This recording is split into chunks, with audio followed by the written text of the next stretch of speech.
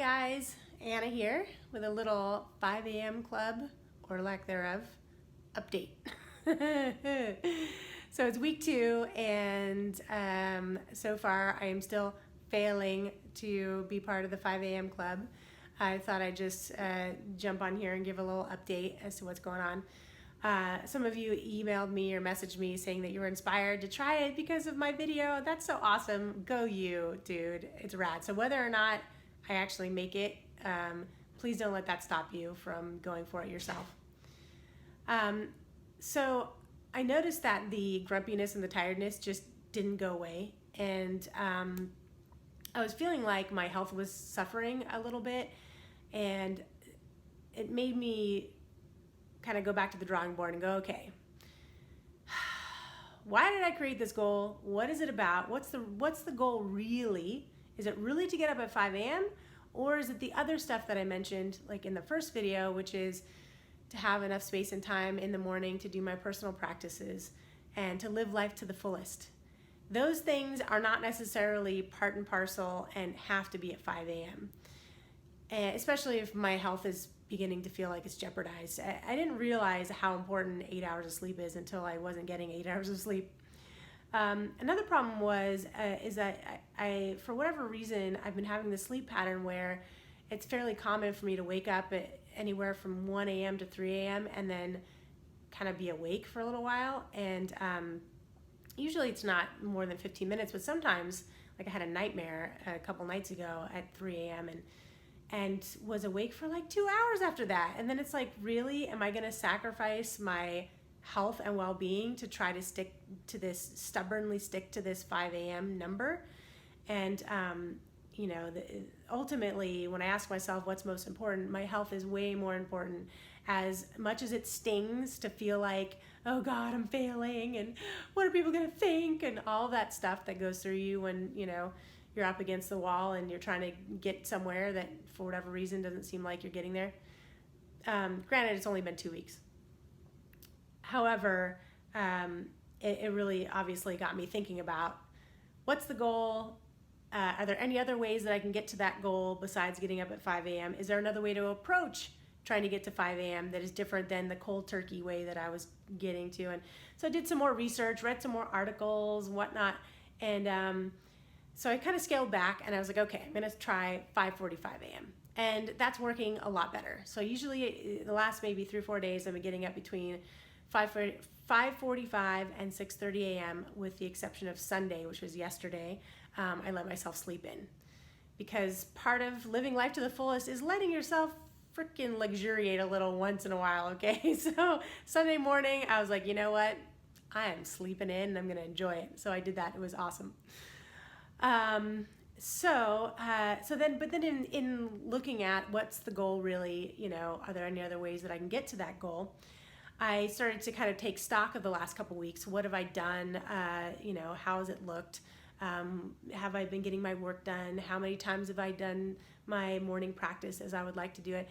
And as it turns out, I've actually accomplished my goal, my real goal, way more than I expected to.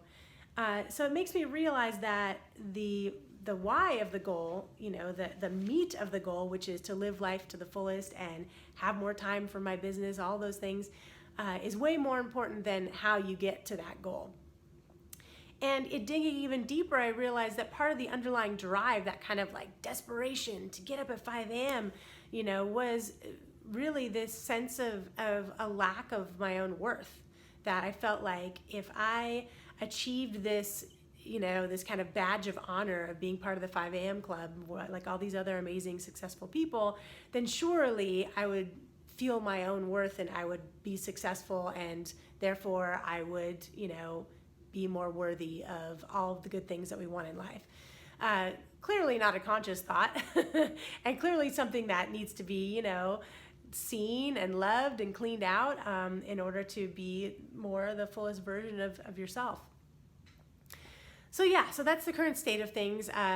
Between 5:45 and 6:30 on average has been kind of what's been working. And you know what? I'm doing all the stuff that I set out to do. So I'm just gonna sit with the feelings of of failure that come up as a result of me kind of starting to assess that maybe the 5 a.m. thing is not realistic to me. Oh, and the other thing is I'm about to start teaching class again, which I teach from 8 p.m. to 9 p.m. in LA twice a week, when soon I'm going to add more classes. Sometimes I'm not in bed until like 10:30, and there I go sacrificing my sleep again. You know, and it's not worth it. It is not worth it. There are way more paths to any one particular goal than one way. No matter how many amazing and inspiring people say, that is the way, get up at 5 a.m. and you'll be successful and amazing like me.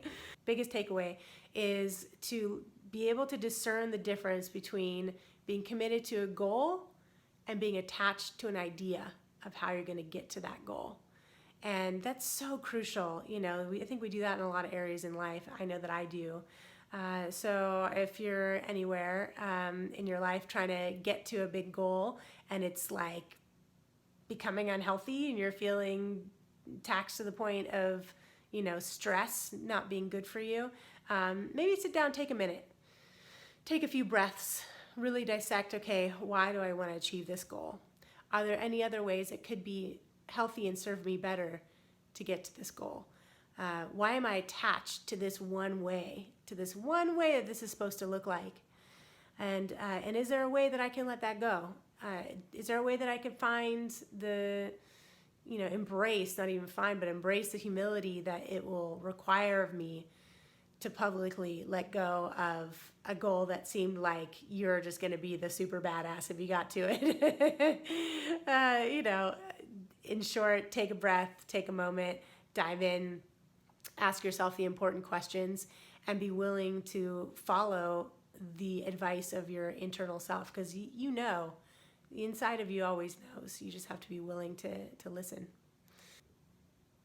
All right, that's my update for now. And wherever you are, whatever you're doing, I hope you're feeling loved and that you're on track and that you're doing great and that we're all going to survive the next 4 years and we're going to do it together. Till next time.